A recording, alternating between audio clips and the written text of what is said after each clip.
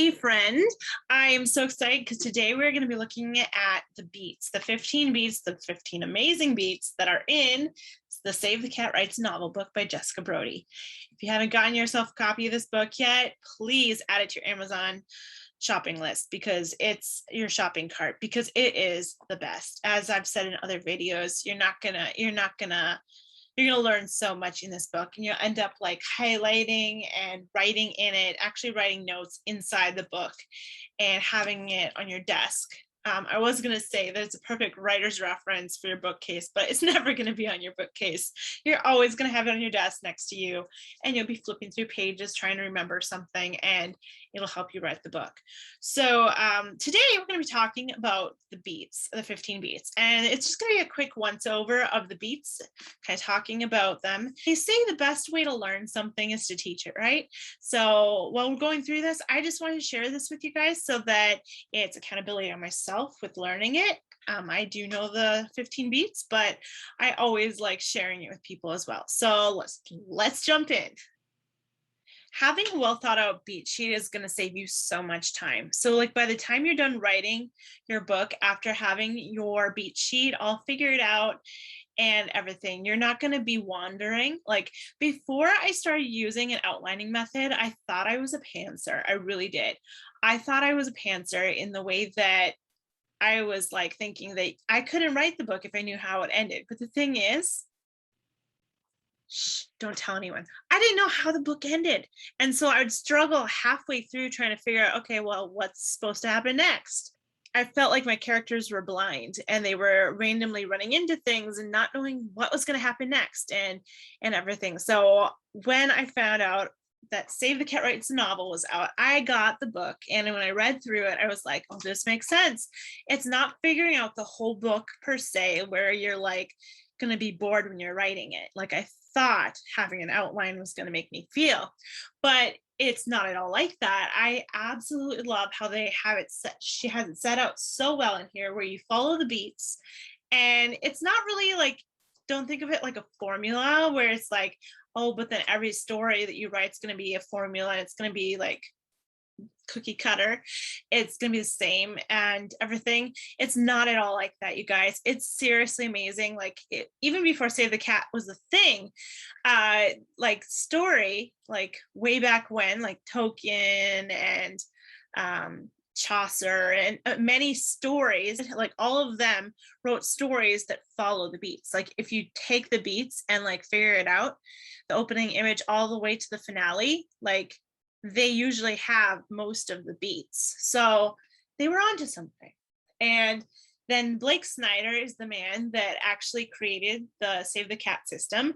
And he created it originally for film writing and everything. So way earlier, before there was a Save the Cat Writes a novel, a lot of writers used his books, Save the Cat, until the amazing Jessica Brody wrote this book.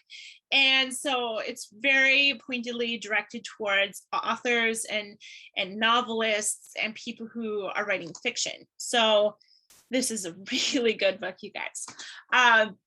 So here is a little example of what the Save the Cat beat sheet board looks like, and you can find more on this on page 280. I just threw together one in Canva quick just to show you guys here. So in Act 1, you have the opening image. I point to it here, the opening image.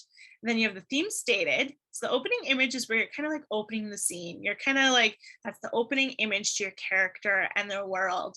And the first scene that you see of your character in her world or in his world and what's happening. Then you have the theme stated, which is where usually another character ends up telling them the lesson they need to learn. And usually it's good to make sure that that character is someone that your main character can actually ignore, because they don't want to know that. Yeah, they want to ignore that person. So make that person ignorable. So and to make sure I say the right spots here, I'm just looking in my book. So the spot that you'll want to look in the book for the Save the Cat beat sheet is chapter 2, which starts on 22 page. Chapter 2, which starts on page 22. So you'll find out that like so the opening image happens from 0 to 1% for the book. The theme state is at the 5% in the book. And then you have the setup, which is a multi-scene beat. So there's differences here. As you can see, there's these one scenes and then there's these multiple scenes. So these are single scene beats. So they're each just one scene. And here the setup is multiple. So you can see 6 here. I know people have done more than that and less than that, but it just shows that there's multiple scenes there. And the setup is where you're getting your readers to get accustomed to the world that your character's living in. And this is the world before the big catalyst happens, before they are supposed to go into their journey or their adventure and everything. So the setup usually happens at about the 1 to 10% spot. And it's also good to show the stakes as well. Then you have the catalyst, and that's kind of like your inciting incident. That's when the fire happens. That's when the bomb goes off. That's what changes your character from the before to the after and in the journey and everything. So then you have the debate. The debate is a multi-scene beat as well. So for the debate, you end up having that at 10 to 20%. And this is kind of a reaction sequence to what happened in the catalyst. And so this is where they'll debate what's going to happen next. What are they going to do? Usually you can think of it as like, should I go? Should I stay? It kind of makes me think of that song, should I go or should I stay? That song, it makes me think of that. If the debate had a theme song, that's the debate's theme song. So then we hop into break into 2, and that's kind of where we are. The main character is kind of making a decision and either accepts the call to action or doesn't, but usually they do, because that's when they end up going on the adventure, right? That's when Bilbo's like, I'm going on the adventure. So yeah, let's all go on an adventure with our characters. So that's what happens there. And the break into 2 happens at about the 20%. So right there, that's Act 1 for you. And usually like inside of the Save the Cat, break into 2 is part of Act 2. But for the beat sheet board preferences, it is included up here in Act 1 still. So just wanted to point that out there for you. And then you get into Act 2A, and Act 2A is fun. It's pretty fun, but it's kind of like not very fun for your character, because we title it the fun and games section, but it's not always the funnest section for your character because they're going through some crazy things. So the fun and games usually happens at 20 to 50% mark in your book. So it's a very big section. It's a very big section. And so the B story there at the beginning, this is kind of the introduction to some new characters, or maybe a love interest or a friend or a pet, a new pet. This kind of just like, it could be anyone. It could even be like a mentor as well. But the B story is where we kind of introduce that character usually. And then we have that fun and game section. And in the fun and game section, your character is either succeeding or failing. And then we have the midpoint, which means it is officially the middle of your book. How exciting, you've reached the middle of your book. Then we have the bad guys close in. And the bad guys close in, as you can see, that's a very big section too. That's another big multi-scene beat. Okay, there's 2 ways that your midpoint could go. If your midpoint was a false victory, then your character is going to go into downward trajectory. So they're going to go through worse things. It's going to get progressively worse for your character.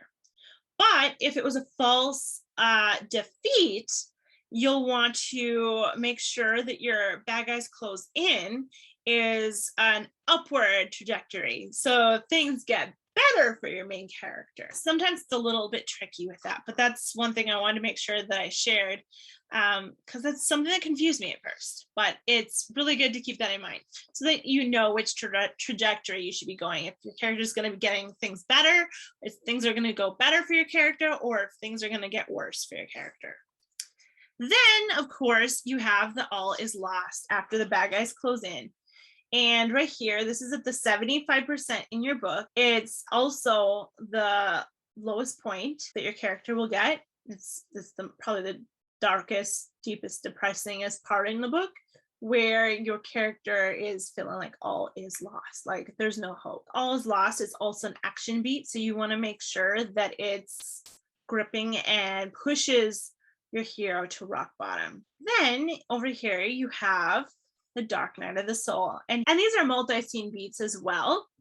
And for this, the dark night of the soul is at the 75 or 80% of the novel, so we're getting a lot closer to getting done with the book, right? Yay!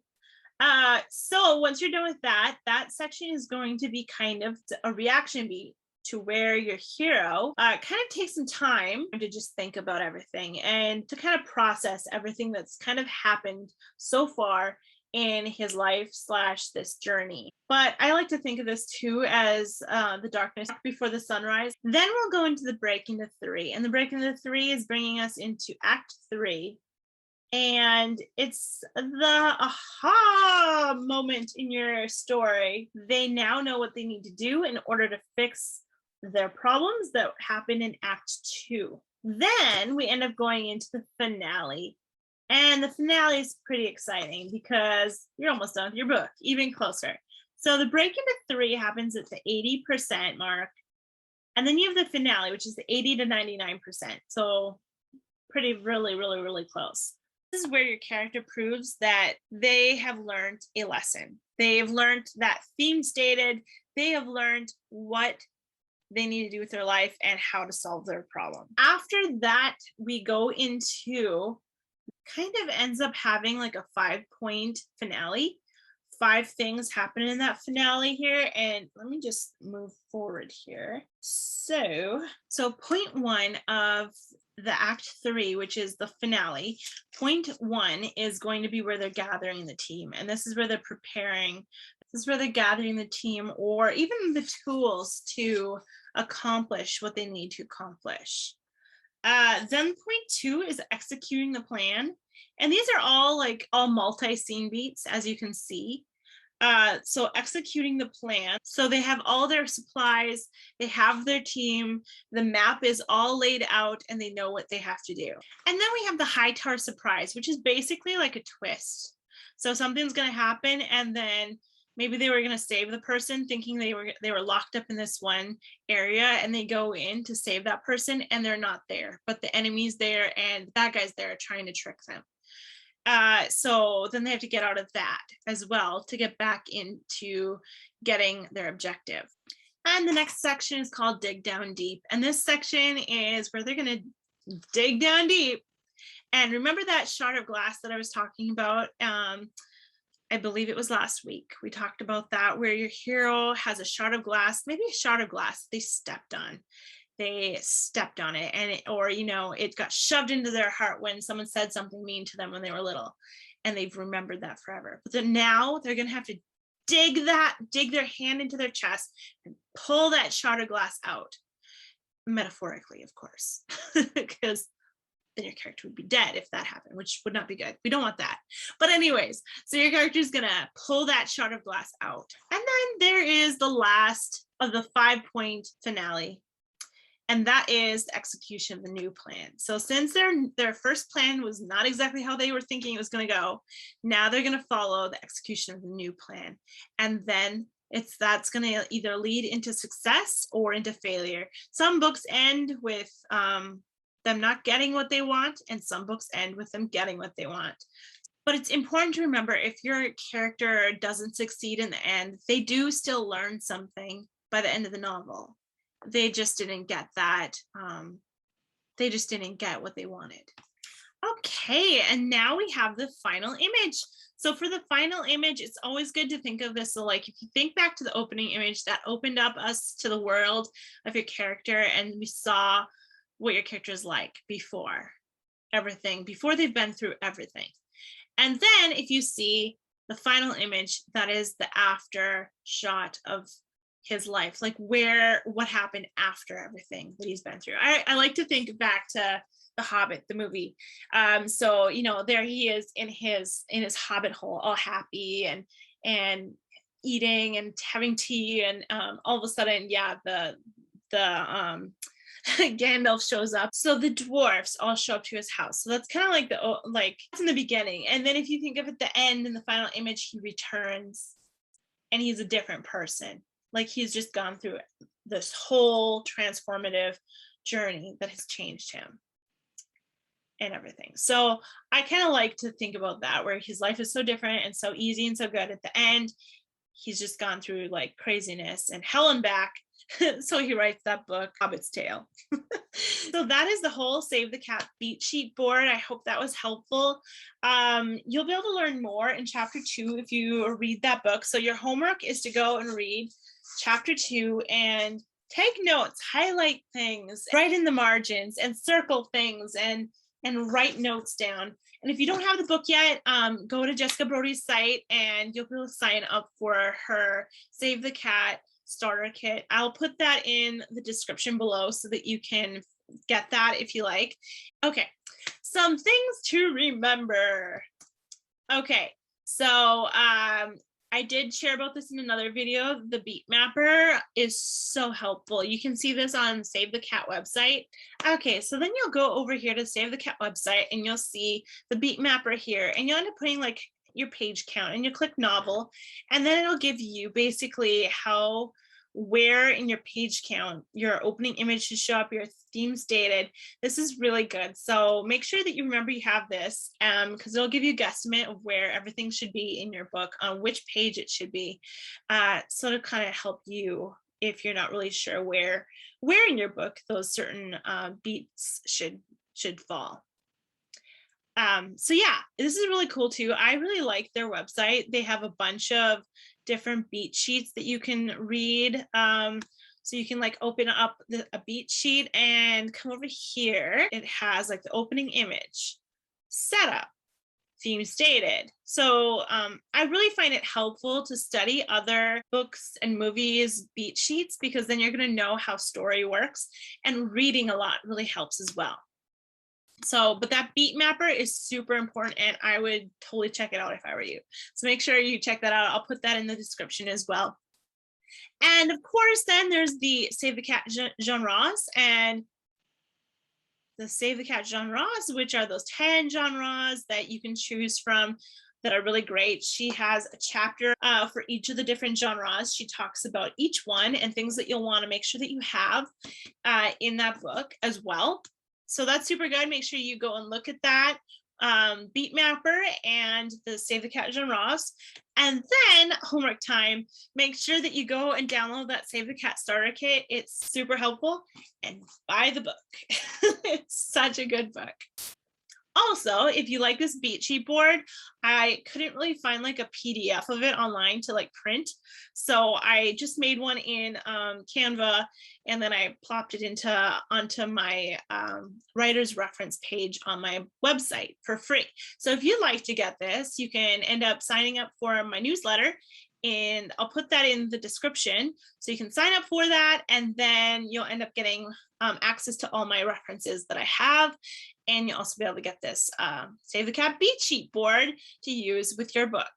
And you also get access to all my other goodies and anything else that I put there in the future. So I am so excited. So make sure that you smash that like button and hit subscribe, and also hit the bell so that you get notified of my next video, because we're going to be doing some fun things here in the upcoming months, where we're going to be doing interviews with authors, doing a Preptober series, as well as a NaNoWriMo series as well, if you're not sure what that is, which is National Novel Writing Month, where a bunch of writers all over the country and all over the world end up coming together virtually and in their same places and write a book in a month. So 50,000 words in a month. Super fun. I've done it. It's been a super fun thing to be part of every year. So make sure that you come and join us. Look forward to seeing you next time. Talk to you later. Bye.